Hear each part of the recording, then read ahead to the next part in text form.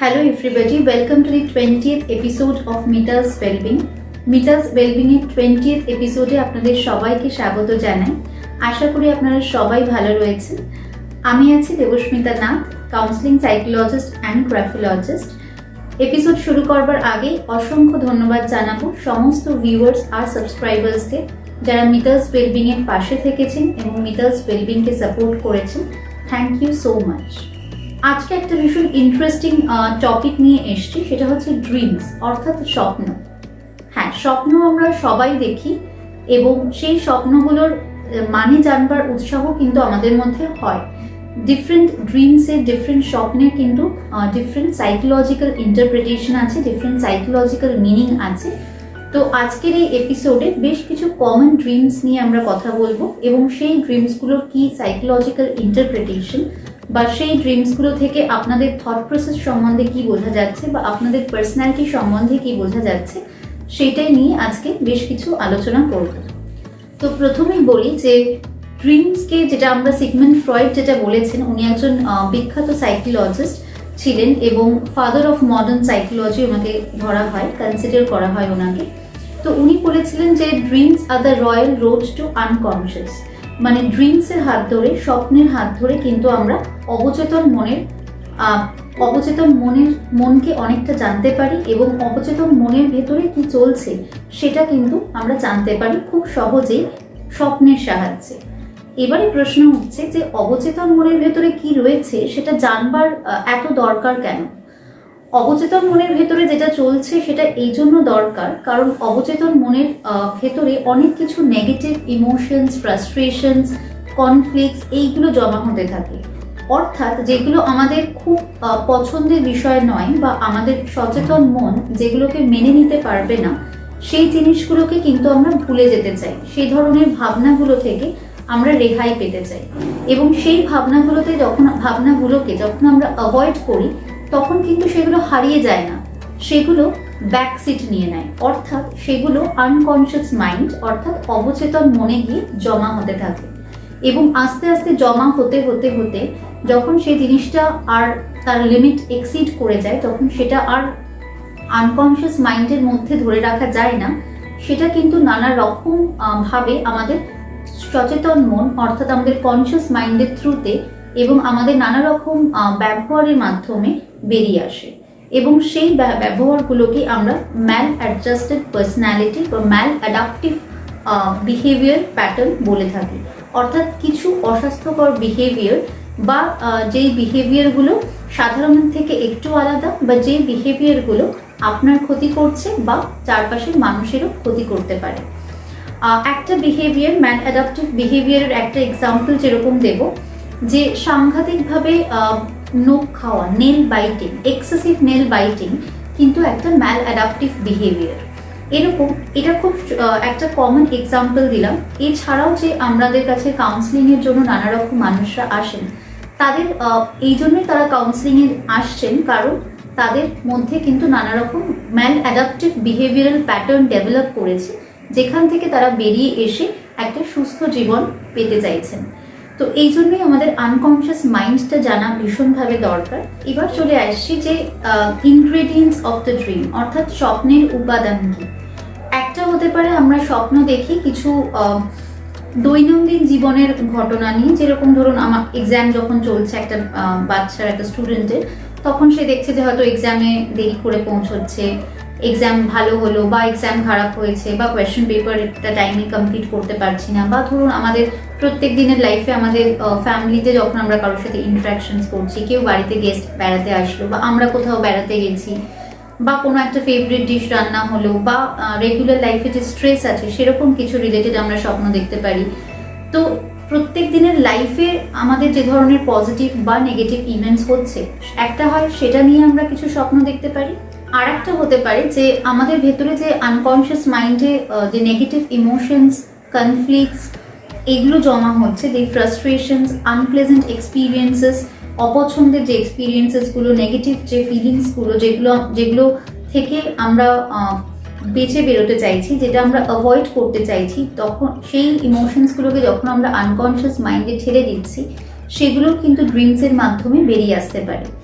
সুতরাং অনেক সময়তেই হয় যে ক্লায়েন্টসরা এসে বলেন যে আমি একটা পার্টিকুলার নেগেটিভ ড্রিম এতবার করে দেখছি যে সেটা আমার ঘুমে খুবই ডিস্টার্ব হচ্ছে, এবং আমি বুঝতেই পারছি না যে কেন আমি এই স্বপ্নটা দেখছি, কারণ স্বপ্নে আমি ঠিক রিলেট করতে পারছি না। এটা কিন্তু অনেক ক্ষেত্রেই হয় যে আমরা এমন কিছু স্বপ্ন দেখি যেটার কোনো মানে আমরা বের করতে পারি না। কিন্তু এটা সবসময় মাথায় রাখতে হবে যে ড্রিমস কিন্তু সবসময় তার অরিজিনাল ফর্মে আসে না। অনেক সময়তেই কিন্তু ড্রিমস সিম্বলিক, মানে সেটা একটা কিছু মানে ক্যারি করছে। একটু বুঝিয়ে বললে হয়তো আপনাদের সুবিধা হবে। ফর এক্সাম্পল, একটি বাচ্চা ছেলে দেখলো যে তাকে একজন আননোন লোক প্রচণ্ডভাবে বকছে, বা হয়তো তাকে কোনো একটা পানিশমেন্ট দিয়েছে, এবং সেটা হয়তো সে খুব ফ্রিকুয়েন্টলি দেখছে। এবার হয়তো দেখা গেল যে এই লোকটাকে তো সে চেনেও না, কিন্তু কেস হিস্ট্রি নিয়ে হয়তো দেখা যাবে যে এই বাচ্চাটির হয়তো বাবা বা অন্য কোনো male member in the family, যে কিন্তু প্রচণ্ড একটা হার্শ ট্রেনিংয়ের মধ্যে দিয়ে খুব স্ট্রিক্ট একটা চাইল্ডহুড সেই বাচ্চাটার, সেটা ভীষণ স্ট্রিক্ট চাইল্ডহুডের মধ্যে দিয়ে সেই বাচ্চাটি গেছে, এবং তার বাবা বা অন্য কোনো মেল ফ্যামিলি মেম্বার সে কিন্তু ভীষণ স্ট্রিক্টলি বাচ্চাটাকে ডিল করেছে, সবসময় বকাঝকা বা পানিশমেন্টের মধ্যে দিয়ে নিয়ে গেছে। এবার কি হচ্ছে, যেহেতু একটা ভীষণ নেগেটিভ ইমোশনস রিলেটেড সেই পার্টিকুলার মেল ফিগারের সাথে, তাই জন্য যেটা হচ্ছে যে ডাইরেক্টলি কিন্তু স্বপ্নে সে তার বাবা বা অন্য কোনো ফ্যামিলি মেম্বার, মেল ফ্যামিলি মেম্বারকে সে দেখছে না, সে কিন্তু অন্য একটা লোককে দেখছে, যাকে ডিসক্রাইব যদি আমরা করতে বলি সেই বাচ্চাটিকে যে তুমি যে ধরনের লোককে স্বপ্নে দেখছো সেটা তুমি ডিসক্রাইব করো, দেখা যাবে হয়তো যে বেশ কিছু ফিজিক্যাল ফিচার্স হয়তো তার মিলছে, হয়তো গোফ, বা হয়তো দাড়ি, বা হয়তো চোখের কালার, বা কথা বলার প্যাটার্ন, বা হাইট, বা কমপ্লেকশন, বা বিহেভিয়ারাল প্যাটার্নস, এইগুলো হয়তো ম্যাচ করছে। তার মানে এই লোকটি কিন্তু ওর, সেই বাচ্চাটির বাবা বা অন্য যার সাথে ও রিলেট করছে, এটা তারই একটা সিম্বলিক ইমেজ। তো এরকমভাবে কিন্তু সবসময়তেই আমরা, অনেক সময়তেই ব্রাদার আমি বলবো যে আমরা বেশ কিছু সিম্বলিক ফর্মের ড্রিমসগুলো দেখি, এবং সেই ড্রিমসগুলো যখন আমাদেরকে বলেন ক্লায়েন্টসরা, তখন কিন্তু আমরা কেস হিস্ট্রি থেকে নেওয়া থেকে শুরু করি, মানে একদম কেস হিস্ট্রি অর্থাৎ তার চাইল্ডহুড থেকে তার ইম্পর্ট্যান্ট লাইফ ইনসিডেন্টসগুলোকে নোট ডাউন করি, এবং বোঝার চেষ্টা করি যে এই অ্যাঙ্গার, এই ফ্রাস্ট্রেশন, এই কনফ্লিক্টসটার জন্ম কোথা থেকে হয়েছে, তার রুট কজ কোথা থেকে, এবং সেগুলো আস্তে আস্তে যখন আমরা বোঝা শুরু করি, তখন আস্তে আস্তে সেভাবে ড্রিমটাকেও কিন্তু খুব ইজিলি ডিকোড করা যায় বা ইন্টারপ্রেট করা যায়। এবার চলে আসছি বেশ কিছু কমন ড্রিমসের কথা। ফার্স্ট ড্রিমটা হচ্ছে ড্রিম অফ ডাইং, অর্থাৎ মৃত্যু ভয় বা মৃত্যুর স্বপ্ন দেখা। আইদার অনেক সময় আমরা দেখি যে আমরা নিজেরা মারা যাচ্ছি, কিংবা আমরা দেখি যে আমাদের কোনো ক্লোজ ফ্যামিলি মেম্বারের কিছু একটা হয়ে গেছে, সে হয়তো মারা যাচ্ছে, এক্সেট্রা। এবার হচ্ছে যে এই ডাইং, এটা অনেক সময় বলা হয় যে তার মানে নিশ্চয়ই কিছু অশুভ ঘটতে চলেছে, এরকম নানা রকম মিথ আছে। But according to psychological explanation, dying represent change. যখন আমরা মারা যাই তখন আমাদের সোলটা আমাদের বডি ছেড়ে সেটা বেরোয়, এবং that takes a new body, that enters, that soul enters a new body, এবং অ্যাকর্ডিংলি সেটা একটা নতুন লাইফে চলে যাচ্ছে। So it's a transformation kind of a thing, from the old to the new.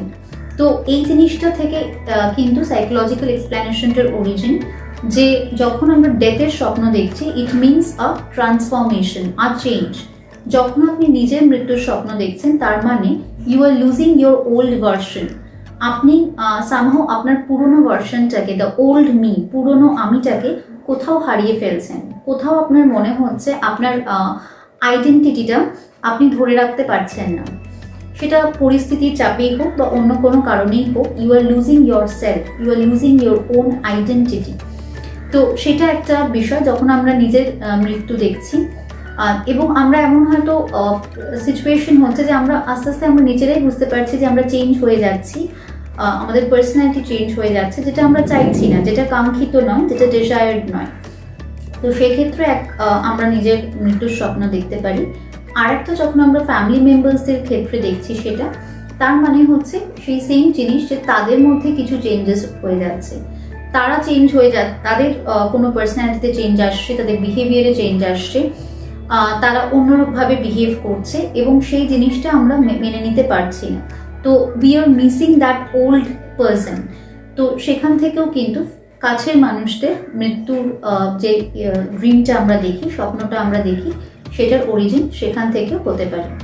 আর একটা খুব কমন রিজনে হতে পারে যে যখন your survival is in threat, সেটা এরকম ধরুন একটা প্যান্ডেমিক সিচুয়েশনে এ ধরনের স্বপ্ন দেখাটা খুব কমন, বা হয়তো আপনাকে কোনো চ্যালেঞ্জ ফেস করতে হতে পারে, যেরকম ধরুন একজন যে ট্রেকিং করেন তার কিন্তু এই মাউন্টেন থেকে পড়ে গেলাম মৃত্যু হলো, পাহাড়ের খাদে পড়ে মৃত্যু হলো, বা কোনো ট্রাভেলার এই ধরনের স্বপ্ন দেখলে সেটা কিন্তু কোনো ধরনের চেঞ্জ বা আইডেন্টিটি হারিয়ে ফেলার বিষয় না। এটা কিন্তু তার যেহেতু লাইফে সেই জিনিসগুলো করে থাকে, তাই কোথাও একটা মৃত্যু হয়তো ডেফিনেটলি থাকে, কারণ এই কাজগুলো যথেষ্ট অ্যাডভেঞ্চারাস এবং চ্যালেঞ্জিং টাস্ক, লাইফ রিস্ক অনেক বেশি থাকে এই ক্ষেত্রে।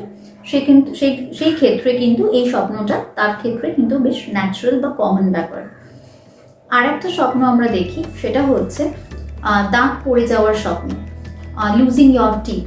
দাঁত পড়ে যাওয়ার স্বপ্নটা অনেকেই, যদিও এটা খুব একটা কমন নয়, কিন্তু বেশ কিছুজন জিজ্ঞেস করেছেন বলে এটা আমি মেনশন করছি এখানে, যে দাঁত পড়ে যাওয়ার স্বপ্নটা কিন্তু এটা ইন্ডিকেট করে যে you are losing power over the situation.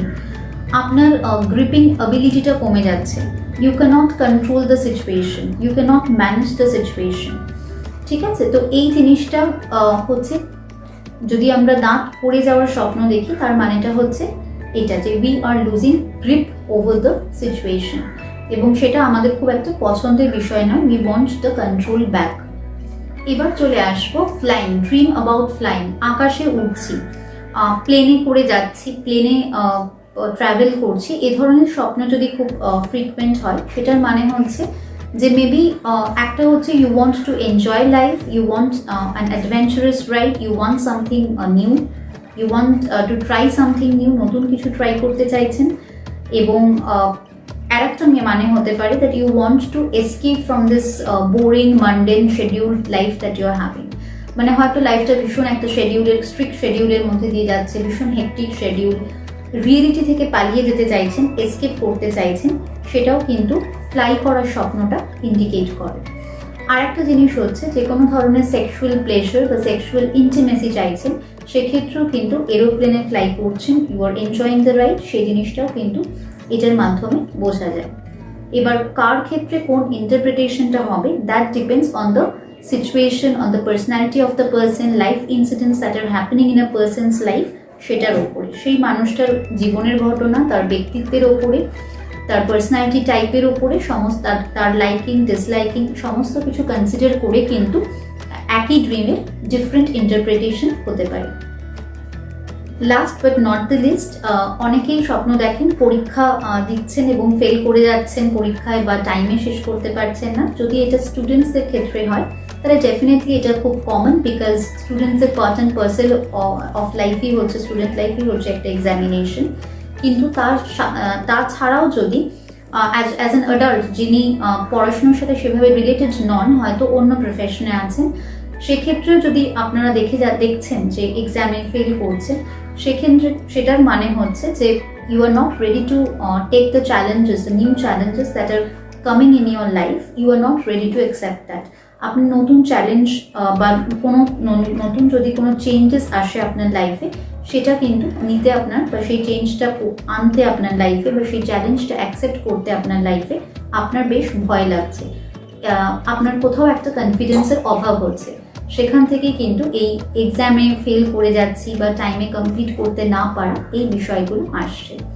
However অনেক পেরেন্টসরাও এই স্বপ্নটা দেখেন, যারা খুব ক্লোজলি অ্যাটাচ থাকেন তাদের স্টুডেন্টস, তাদের ছেলেমেয়েদের পড়াশোনার সাথে, তারাও কিন্তু অনেক সময় যেহেতু সত্তাটা এক করে ফেলেন, মানে বাচ্চাদের সত্তার সাথে পেরেন্টস তার নিজের সত্তাটা মিলিয়ে ফেলেন, সেক্ষেত্রে কিন্তু বাচ্চার পরীক্ষা আসছে, সে যদি ভালো মার্কস না পায়, সে যদি কমপ্লিট করতে পেপার না পারে, ঠিক টাইমে যদি এক্সাম হলে না পৌঁছতে পারে, এই ফিয়ারগুলো কিন্তু শুধুমাত্র স্টুডেন্টস না, স্টুডেন্টসের প্যারেন্টসেরও হয়, যদি প্যারেন্টস খুব ক্লোজলি অ্যাসোসিয়েটেড থাকে বাচ্চার অ্যাকাডেমিক্সের সাথে। সেক্ষেত্রেও কিন্তু অনেক সময় পেরেন্টস হয়েও কিন্তু এই ধরনের স্বপ্ন তারা দেখে থাকতে পারে। আর একটা হতে পারে যে পরীক্ষা হচ্ছে কিন্তু সেরকম কোনো স্ট্রেস হচ্ছে না, তার মানে কিন্তু the person is ready to face any new challenges in life. অনেকেই বলে আমি দেখছি যে এক্সাম দিচ্ছি কিন্তু সেরকমভাবে কোনো স্ট্রেস এক্সপিরিয়েন্স করছি না, কিন্তু জাস্ট আমি দেখছি যে এক্সাম দিচ্ছি, সেক্ষেত্রে কিন্তু বলতে হবে that the person is ready to cope up with the new challenges that are coming. আচ্ছা, আর একটা কথা বলেই এপিসোডটা শেষ করবো। অনেকেই জিজ্ঞেস করেন যে স্বপ্ন কেন ভুলে যাই।